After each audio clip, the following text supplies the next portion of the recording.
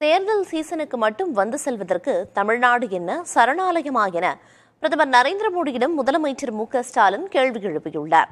மதுரையில் நடைபெற்ற தேர்தல் பரப்புரை கூட்டத்தில் உரையாற்றிய அவர், 10 ஆண்டுகளாக எதையும் செய்யாமல் எந்த முகத்தோடு தமிழ்நாட்டிற்கு பிரதமர் நரேந்திர மோடி வந்து செல்கிறார் என கேள்வி எழுப்பியுள்ளார்.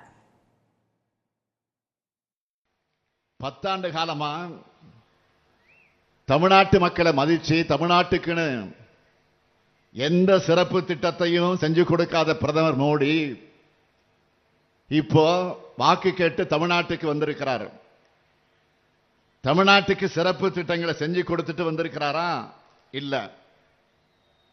இங்க பக்கத்து மாவட்டங்கள்ல வெள்ளத்துல தவிச்சாங்கள, அவங்களுக்கு உதவி பண்ணிட்டு வந்திருக்கிறாரா? இல்ல. எந்த முகத்தோடு மோடி தமிழ்நாட்டுக்கு வராரு?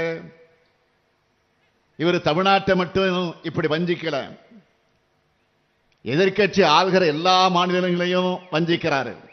பெண் சக்தி, பெண்கள் பாதுகாப்பு பத்தி இப்போ தொடர்ந்து பேசுற பிரதமர் பாஜக எம்பி பிரிஜ்பூஷனால் பாலியல் துன்புறத்துக்கு ஆளான மல்யுத்த வீராங்கனைகள் கண்ணிவிட்ட போது வாய் திறக்கவே இல்லையே.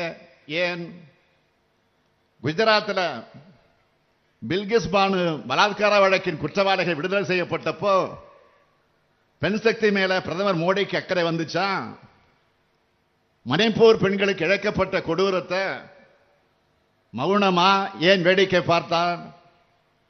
ஒரு தடவையாவது மணிப்பூருக்கு போய் பாதிக்கப்பட்ட மக்களுக்கு ஆறுதல் சொன்னாரா?